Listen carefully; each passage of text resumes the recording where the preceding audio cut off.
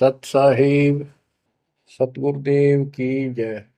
बंदी छोड़ कबीर साहिब जी की जय। बंदी छोड़ गरीबदास जी महाराज जी की जय। स्वामी राम देवानंद जी गुरु महाराज जी की जय हो।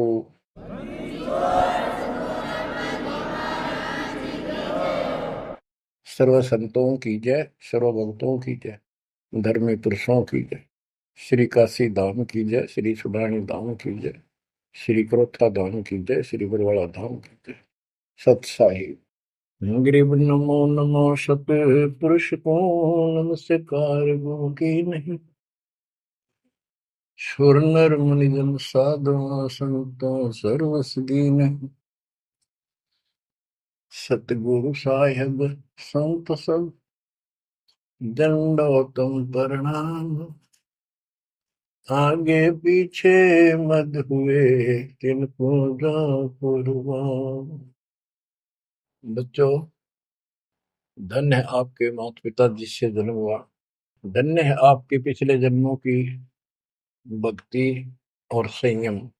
उसी के परिणाम स्वरूप आज आप परमात्मा की शरण में आए हो। लख वर्ष जूझ ही लख वर्षा मध्य लख वर्ती जहान में तो सतगुरु से मांगे।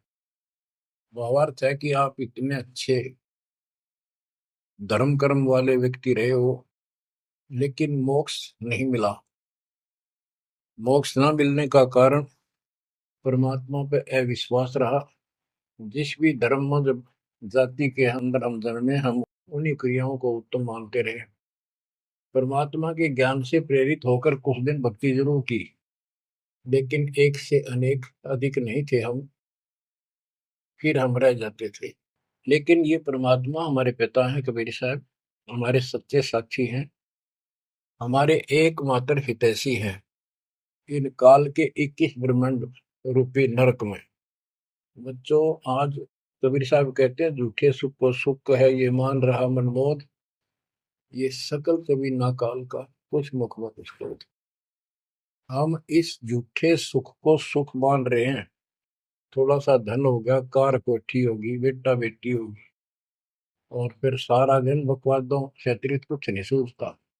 धन जोड़ लो, हेरा फेरी कर लो, और अधिक पैसा हो जाता है, राजनीति में आ जाओ, यानी मई माँ की भूख बनी रहती है। और ये हमारे जन्म मरण का मुख्य कारण है। जैसे आप धर्मदास जी के प्रसंग में सुन रहे हो, कितनी तड़प थी, कितना धन था, लेकिन कुछ भी बन ले, राजा बन ले, महाराजा बन ले, सेठ बन ले, और कई गरीब निर्धन बन। अब निर्धन को तो वैसे संतुष्टि नहीं, वो चाहता धन चाहिए। धन है तो सुख है। जिसका संतान नहीं है वो चाहता संतान है तो सुख है। कोई चाहता है मेरा सेठ धनवाला सोचता है कि मुझे कोई सुख नहीं। सुख तो इन राज्य महाराजों को होता है। राज्य महाराजों को सपने में भी सुख नहीं होता। बच्चों, यह बात जिस दिन आपके हृदय में बैठ जाएगी कि ये सुख है ही नहीं, रात को भी नींद नहीं आती इन राजाओं को, नेताओं को। लेकिन कुछ दिन कमांड चलती है इनकी, इसी में फूले रहते हैं। फिर ये भी सोचते हैं कि स्वर्ग में सुख होगा। स्वर्ग के राजा इंद्र, वो भी महादुखी, 24 घंटे टेंशन रहती है, कोई तप करता है और तेरे इस राज ने छीन ना ले। स्वर्ग का राजा नीचे यज्ञ करके या तप करके बनता है, और उसमें एक शर्त होती है कि तेरे शासन के दौरान, तेरे शासन काल में यदि कोई पृथ्वी पे ऐसा तप कर लेगा जो खंड ना हो, कुछ समय निर्धारित है, और 100 अश्वमेध यज्ञ निर्बाध कर गया, तो तेरी पदवी को छीन लिया जाएगा, उसको ये पद दिया जाएगा। तो बच्चों, उस राज को बनाए रखने के लिए इंद्र कति हद भी पार कर देता है, अति कर देता है। इज्जत बेइज्जती का सवाल भी नहीं रहता। एक प्रसंग आता है, मार्कंडे गोसाई तपस्या कर रहे थे बंगाल की खाड़ी में। इंद्र को पता चला कि एक साधक मार्कंडे बहुत जबरदस्त तप कर रहा है और कुछ दिनों में उसका तप संपूर्ण होने वाला है। और तेरी गद्दी जाएगी। उसने अपने देवता गुप्त रूप में गुप्तचर छोड़े होते हैं। इंद्र ने अपनी पत्नी भेजी उसका धर्म खंड करने के लिए। कति अंत हो जाता है आदमी जब अपनी पत्नी को परपुरुष के पास भेजता है, यह कति गिरावट की अंत आ जाता है। इतना जलील होना पड़ता है इस राज्य को बनाए रखने में, और वो भी हार जाती है। फिर इंद्र जाता है। ये लंबी कथा है, फिर कभी बताएंगे। मार्कंडे ऋषि इंद्र की पदवी को टारगेट करके तप नहीं कर रहा था। ये ऋषि क्या करते रहते हैं, ओम नाम का जाप करते हैं और तप, ये दोनों करते हैं। तप तो इन्होंने ब्रह्मा जी से लिया। ब्रह्मा जी कमल के फूल पर बैठे थे। जब वो होश में आए, कमल जल पे होता कमल का फूल, सब जगह जल ही जल था। आकाशवाणी हुई कि तप करो। यह आकाशवाणी उसने भगवान की मानी। 1000 वर्ष तप किया। फिर आकाशवाणी हुई सृष्टि रचो, यानी जीव उत्पत्ति करो।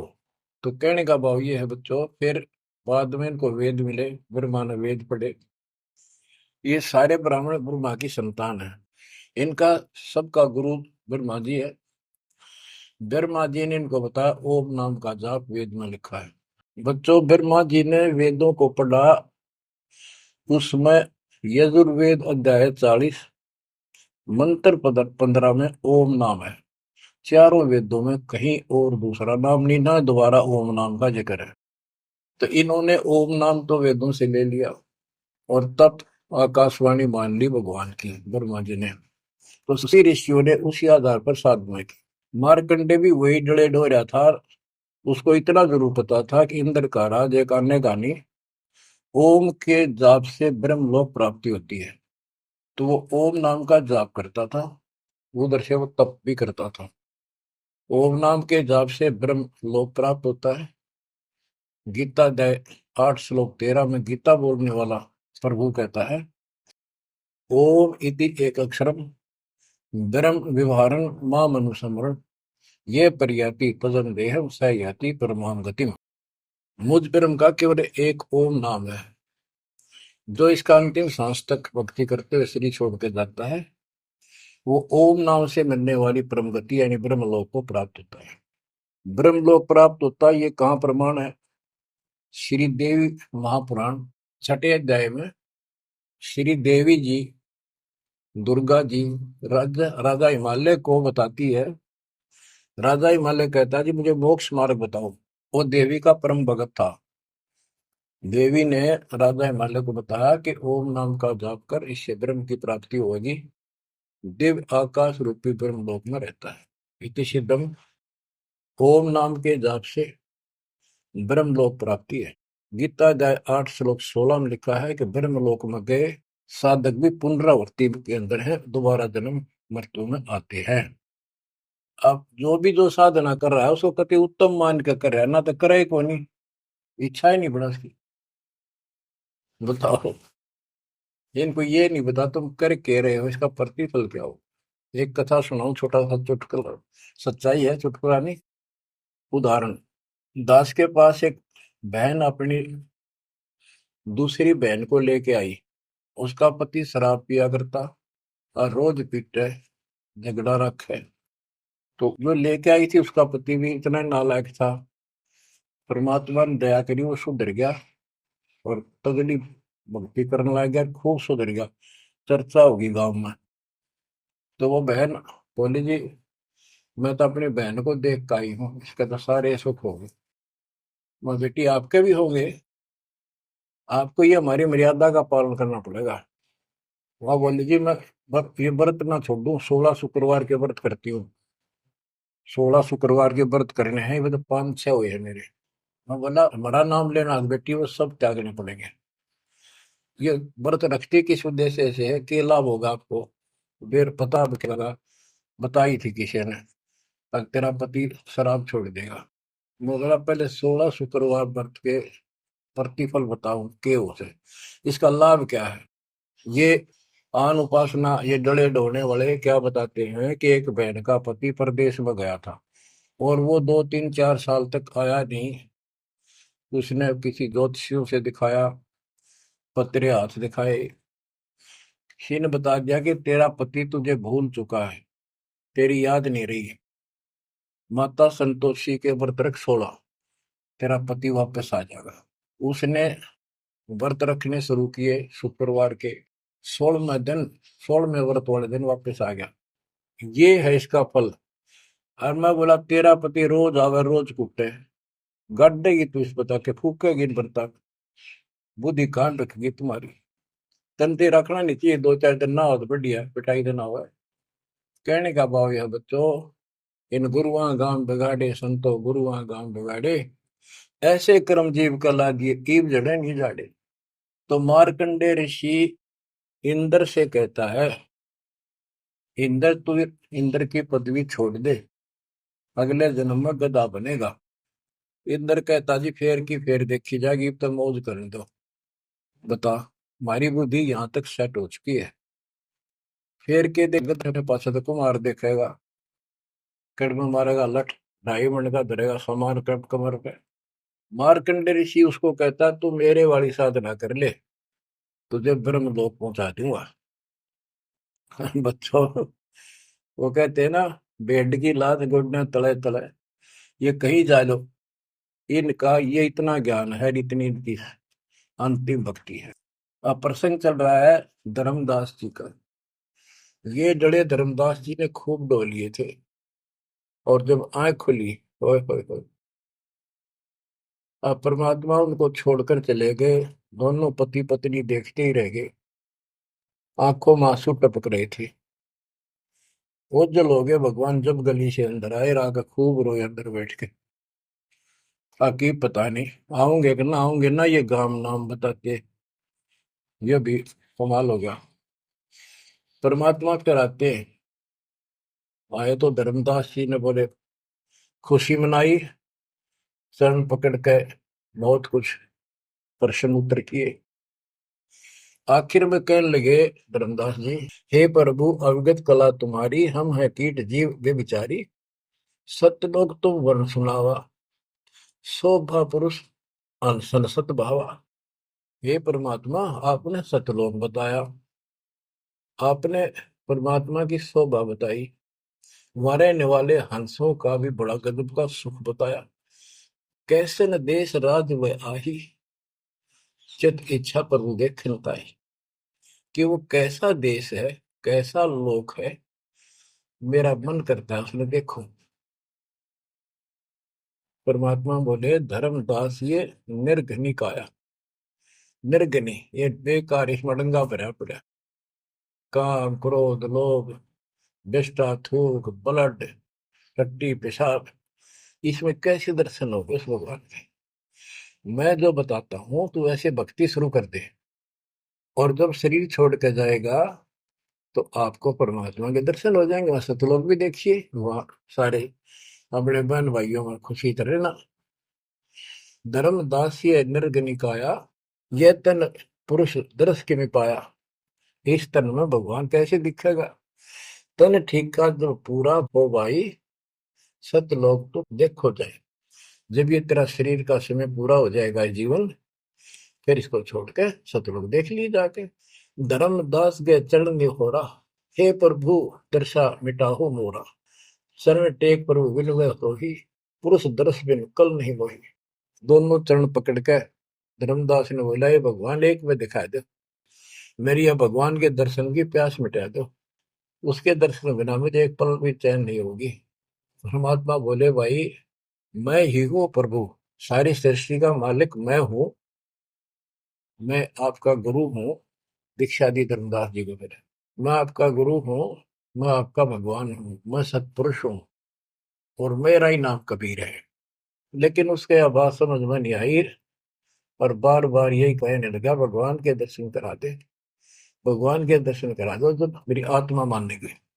बच्चों विचार करो, पहले हम किसी की भी भक्ति शुरू कर दी, राम की, कृष्ण की, शंकर भगवान की, विष्णु भगवान की, किसी की भी, और सब स्वर्ग बताया करते।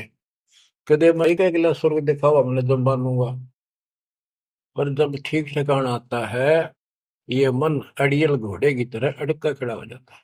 इसने केवल बकवाद करवानी, अच्छे राह पर लगते समय सौ बाधा पैदा करता है। ये मन अड़ रहा था।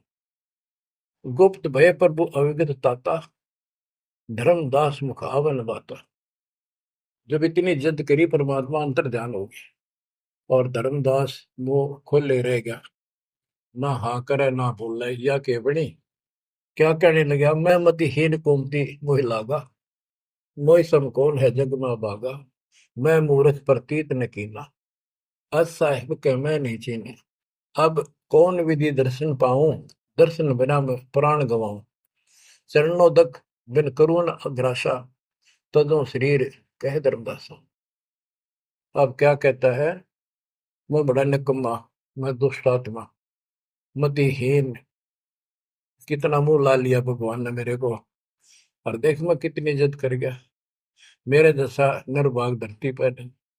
मैं मूर्ख, मैंने भगवान पर विश्वास ही नहीं किया। फिर वो बुरी तरह, इस मन की या गंदी आदत है। अब कौन विधि दर्शन पाऊं, दर्शन बिना मैं प्राण गवाऊं। चरणों तक बिन करो न ग्रासा, जब लगूं के चरण धोकर नहीं पी लूंगा मैं, आन नहीं खाऊं। तजो शरीर कह धरता, नहीं तो मरूंगा। दिवस सात लग अन्न न खावा, भजन अखंड नाम लो लावा।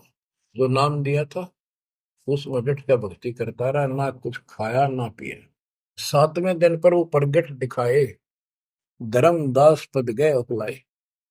सातवें दिन परमात्मा आए, धर्मदास ने पैर तड़फते हुए पड़े पड़े ने पैर पकड़ लिए। दृढ़ श्वासा निपट अधीरा, पड़े चरणन में अक्षीण शरीरा। शरीर बहुत कमजोर हो गया था। धरती में पड़े पड़े न सरक के वाले के चरण पकड़ लिए।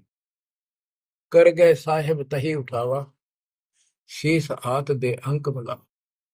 परमात्मा ने उसके अपने हाथ का सहारा देकर उसको खड़ा किया और फिर अपने सीने से लगाया। धर्मदास चरणोदक लीना, चरण पखार आचमन कीना। धर्मदास ने फिर उठ के जल लाया, परमात्मा के चरण धो के पिए। परमात्मा बोले, हे धर्मदास, प्रसाद कुछ पाओ, कुछ खा लो।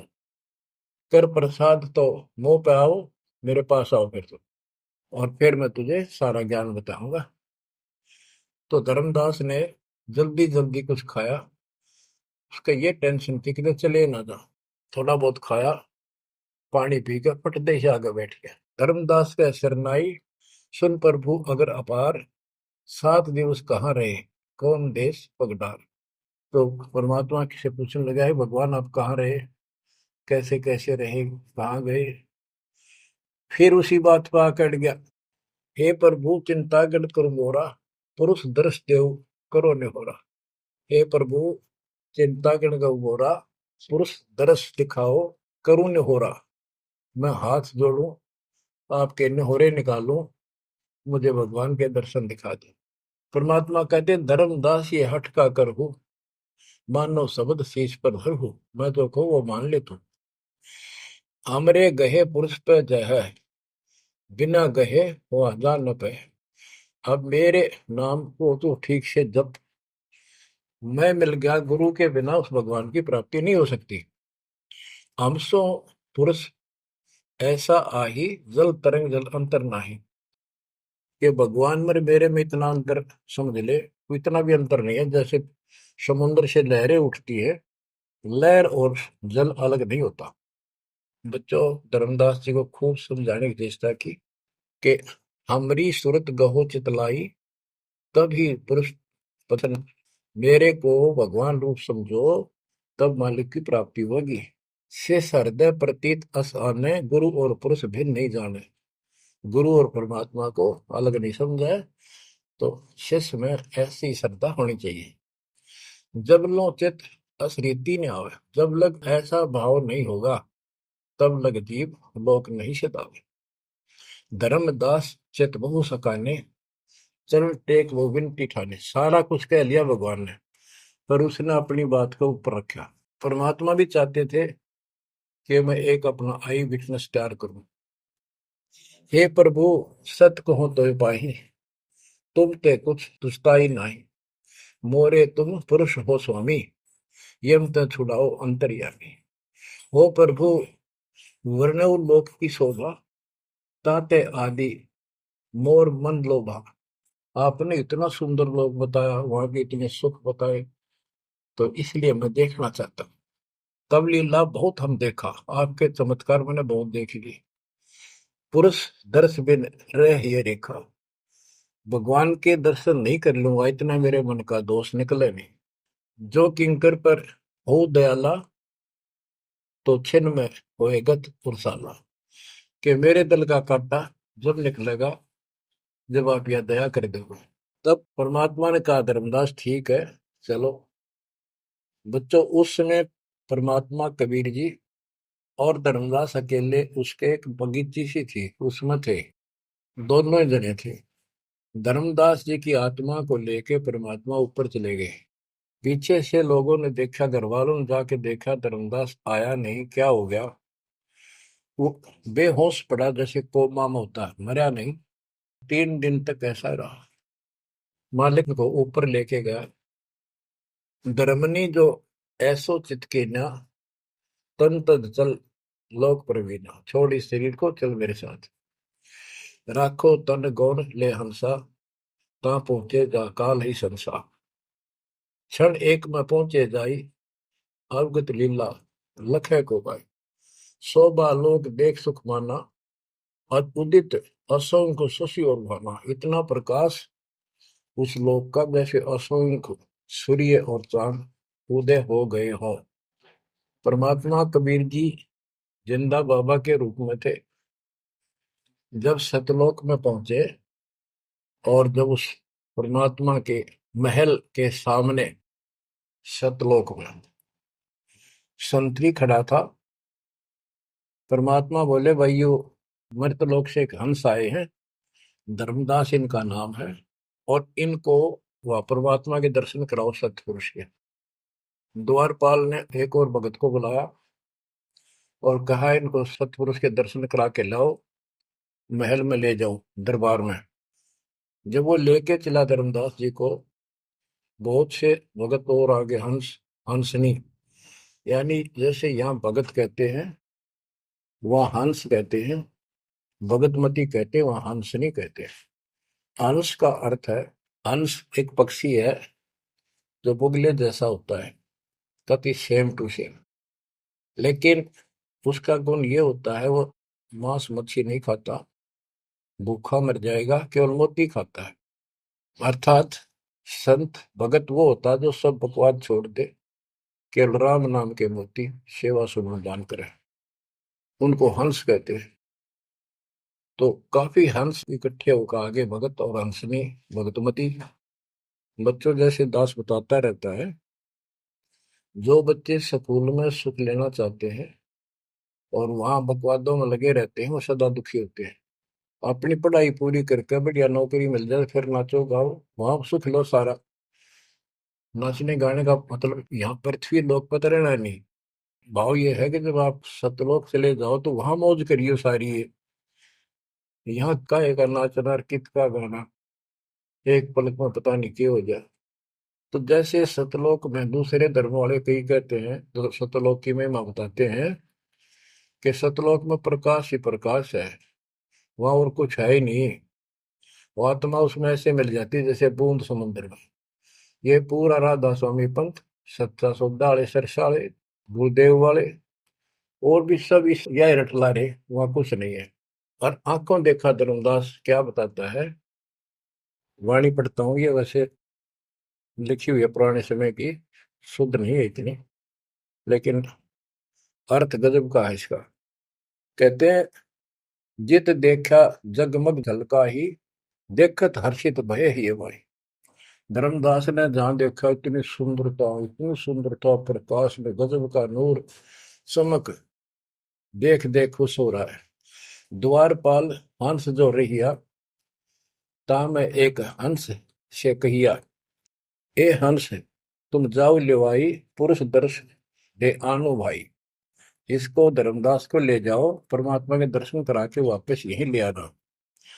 चले लिवाए पुरुष तब पैजा, अचानक हंस वो आए तब ही, वहां बहुत से अचानक और हंस आगे वक्त। करत कोलाहल मंगल चारा, शोभा अद्भुत अंग अपारा। ओहो, उनके जो वहां पर भगत आए और भगतनी आई, इतने गजब के सुंदर शरीर देखते ही बने। उनके गले में रत्नों की माला और जगमग दे, बहुत गजब का, बहुत सुंदर कपड़े पहन रखे, अमर चीर शोभा धर्माए। अनसन भाल शोभा के वर्णो। धर्मदास कहता है कि उन हंसों के माथे की शोभा क्या बताऊं, बहुत गजब की। रवि करता रोम षोडश चंद्र भाल छिवि लहु, यानी 16 चंद्रमा का प्रकाश हो उनके माथे की, इतनी चमक थी, इतना नूर था। हंस कांति प्रतिरोम प्रकाशा, हीरा मणि उदित रोमासा।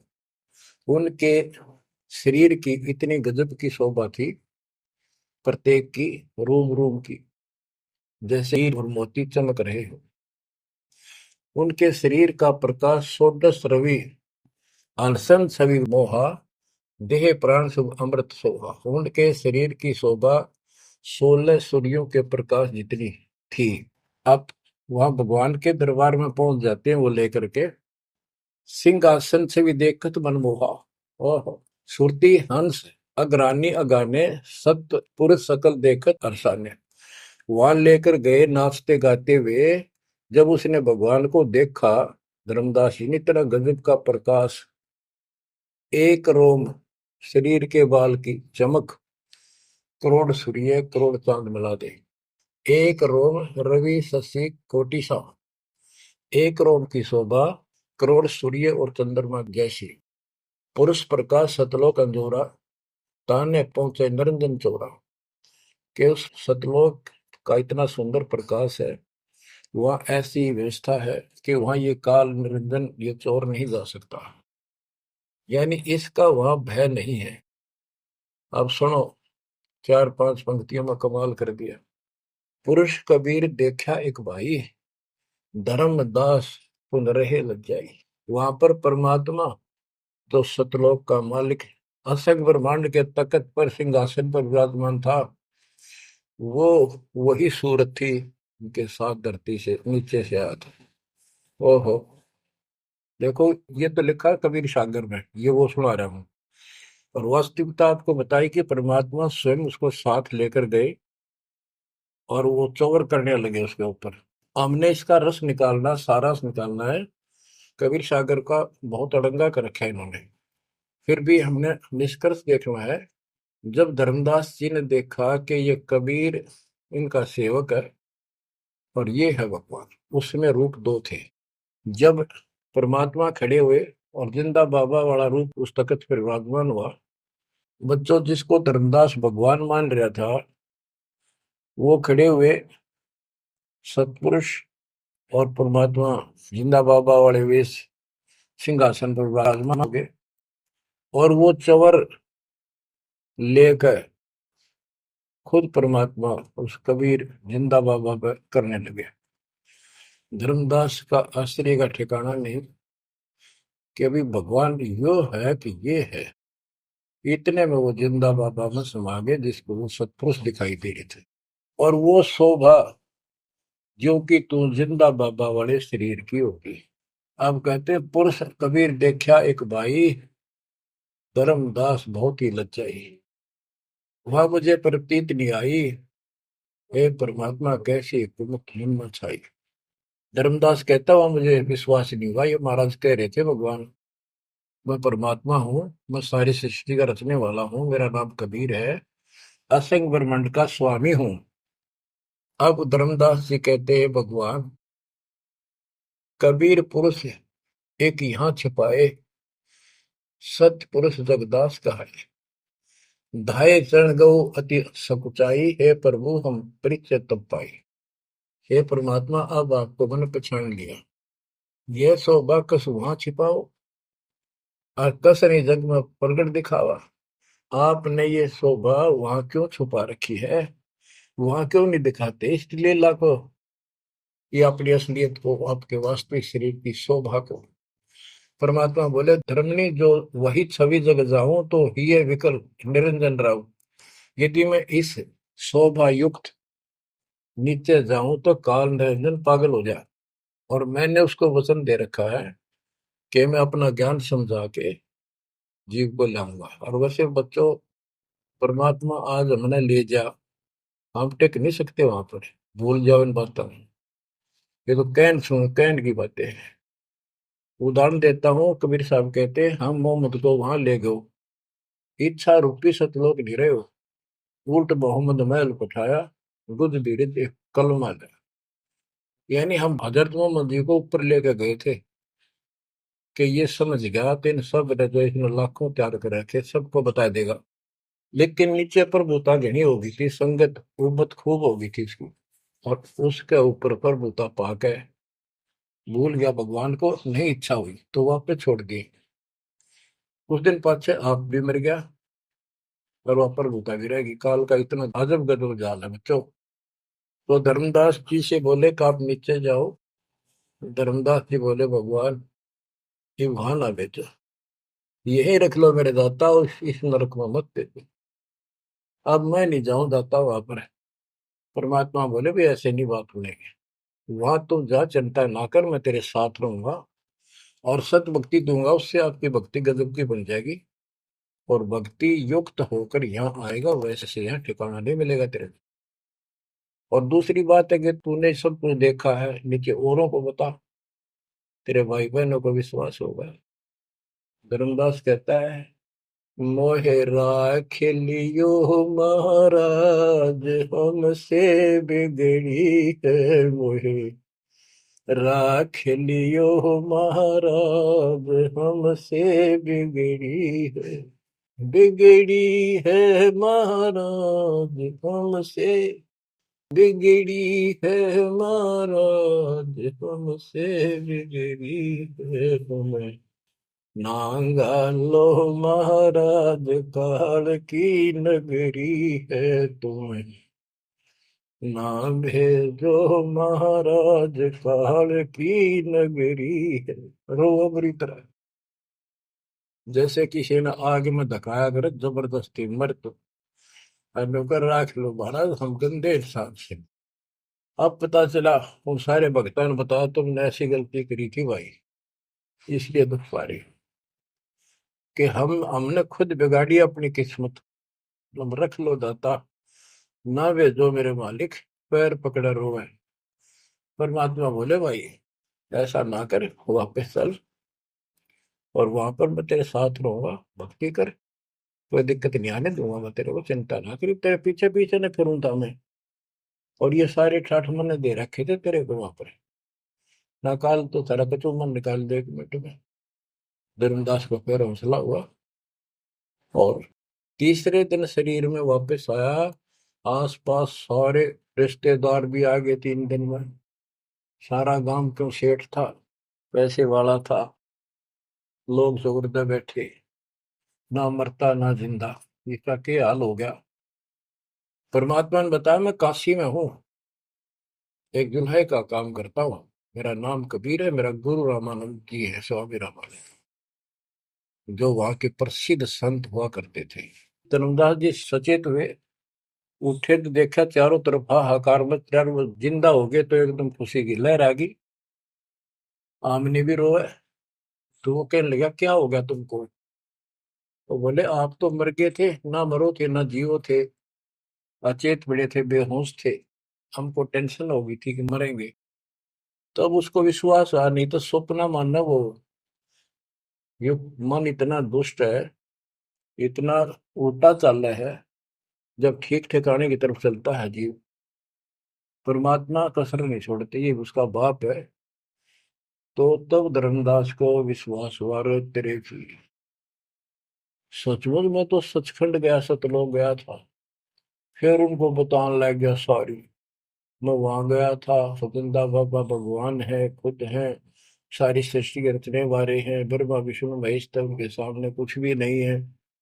वो रिश्तेदार आए थे तो चले गए, पागल हो गया, भांडन दे, जिंदा हो गया, शुक्र है। लेकिन जिसका लागे वो तंग है। धर्मदास काशी पहुंचे और देखे दुल्हे के रूप में बैठे वह सूरत ज्यों की त्यों चरणों में पड़ गए। आसपास के कॉलोनी के लोग आगे बुलाए, बताओ पूछे कौन है ये? धर्म सेठ है, ऐसे ऐसे काशी का प्रसिद्ध सेठ है, नवा का बांधवगढ़ का। और सब नौके देख किसी पागल हो रहे लोग इस नीरू के पुत्र को भगवान मानते हैं, इनकी अकल पर पत्थर पड़ी। यानी जुलाहे भी ये बात बोले, जो देखा वो यही कहे। धर्मदास जी ने चरण पकड़ कर छोड़े नहीं, परमात्मा गलती बहुत होगी, हे दयालु माफ करो। जब परमेश्वर ने उसको कहा, बच्चा तेरा दोष नहीं, इस काल ने सबकी बुद्धि फेर रखी, और जो भी ये सारा संसार आपको दिखाई देता है ये कुछ भी नहीं है। एक सेकंड में मृत्यु हो जाती है इंसान की, और फिर कुत्ते गधे बनाकर छोड़ देता है। इसने तो सच्ची भक्ति करने नहीं देनी, या सच्ची भक्ति या जैसी भी आस्था मैं ही जीवों की बनाए रखे हुए हूँ। उस टाइम तो धर्मदास जी सारी मान्य था, वो बात ही नहीं रही। अब परमात्मा बोले, धर्मदास आप अपने घर जाओ, और बच्चा मैं वही आऊंगा तुम्हारे पास। धर्मदास बोला, जी आइयो, मेरा बेटे ने भी समझाइयो, और आमनी ने भी सतनाम दिया, बेटा भाई मैं आऊंगा पक्का।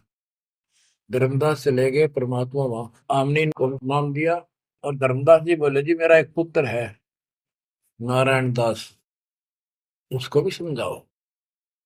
धर्मदास जी ने नारायण दास बुलाया कि आजा भाई, गुरु जी आए, भगवान आ रहे हैं। बैठ गया। परमात्मा ने जो ज्ञान सुनाया उठ के चल पड़ा। फिर बुलाए तभी नहीं आया। अगली बार भगवान ने खूब कह लिया, बुला लिया भाई, तेरे बेटे ने नाम दे दूंगा। धर्मदास गया, बेटा आजा, नारायण दास कल्याण हो जाएगा। काल के जाल में फंस गई। वो कहता, पिताजी आपकी मति मारेगी, इस जो लाए ना आपको बुद्धि भ्रष्ट कर दिया। देवताओं को छोटा बताता है ये देवताओं की निंदा करता है, मैं न इसके दर्शन भी करूं। धर्मदास ने खूब कह लिया, पर लड़का मानना नहीं। धर्मदास जी रोने लग गया महाराज के चरणों में। दाता एक का पुत्र मेरा हरिकाल के मुंह में जागा, दया करो दाता, इसको शरण में ले लो दाता। हे भगवान मैं बहुत दुखी हूँ। परमात्मा बोले, बेटा मैं समझाऊं तू समझावे, और इसकी माँ समझावे, कि तुम्हारे से ज्यादा इसका हमदर्द कौन हो सकता है। जब ये आपकी नहीं मानता तो भाई इसको छोड़ दो। हे महाराज इन्हों के छेड़ा जा है, हे महाराज समझाओ इसने। परमात्मा बोले, भाई यो काल का दूत भेज रखा तेरे घर पे, तेरे कति चौगुरते तो बांध रखा तू, या बात मान ले मेरी। अब काल का दूत का धर्मदास का दुख हुआ इस बात का। आए इकलौते पुत्र ने गुरु जी काल का दूत क्यों बतावे हैं। परमात्मा बोले कि तेरा बेटा कहाँ पर है, उसको एक बार ले आया यहाँ पर। धर्मदास बोले, बेटा चल तो कुछ ना सुनिए, बैठ जाओ बस। वो आ गया। परमात्मा ने उसकी तरफ ऐसे आशीर्वाद वाला हाथ किया, और धर्मदास से बोला, देख ये है तेरी बॉडी के अंदर, इस शरीर के अंदर यू काल बैठा। उसका शकल देखी उसने छोरे के अंदर से, वो वास्तविकता थी उसको काल के दूत की। ओछा माता, लंबे दूत, विकराल शरीर। परमात्मा बोले, यू बैठा इसके अंदर, यू काल का दूत है, ये कभी भी नाम नहीं लेगा, ना तेरे साथ चलेगा। जब धर्मदास बोला, नारायण दास है, जा बेटा जा, जा कर ले काम, कर ले काम। चरण में पड़ गया, भगवान मेरा तो बीज नष्ट हो गया, हे भगवान मेरा तो वंश ऊपर चलेगा, बताइए काल पैदा कर हो गया मेरा तो। परमात्मा बोले, वंश ने के चाटेगा, तू पीछा छुटवा ले यहाँ से बेटा, क्या करेगा इस वंश का। ये तो काल खाई खुराक का, पहन पोशाक का, यम का बकरा पड़ता है, लेकिन हमारे तो रंग चढ़ रहा है। लोग के कहेंगे, फलाना के कहेगा, संतान ना हुई थी, संपत्ति ने कौन लगा, कई बीमारी बांट रखी है, कई रोग ला रखे काल। परमात्मा बोले, ठीक है, तेरे को मैं अपना बच्चा, अपना हंस भेजूंगा, और आज से 1 साल के बाद तेरे घर में पुत्र उत्पन्न होगा, उसका नाम चूड़ामणि रखना। उस समय बताते हैं धर्मदास की उम्र 80 साल की हो चुकी थी और आमनी देव भी वरदौलिये थे। ये धर्मदास के आप विश्वास हो गए, ये मालिक हे परमात्मा, इस उम्र में कौन कैसे बच्चे होंगे हमारे, हम तो कति वृद्ध हो चुके हैं। तब दाता ने कहा, देख उधर देख, तेरे आंगन में एक छोटा सा बच्चा ऊपर से आया, आंगन में हाथ पैर मारे नो, एक पत्ते के ऊपर लेट गया आके, साथा आया वो पत्ता से, ये तेरे घर में 1 साल के बाद आ जाएगा। इतने वो अंतर्धान हो गया। कुछ विश्वास कुछ अविश्वास, परमात्मा की दया हुई, आमनी को गर्भ रहा, 9वें महीने 10वें दिन बच्चा हो गया, नाम चूड़ामणि रखा।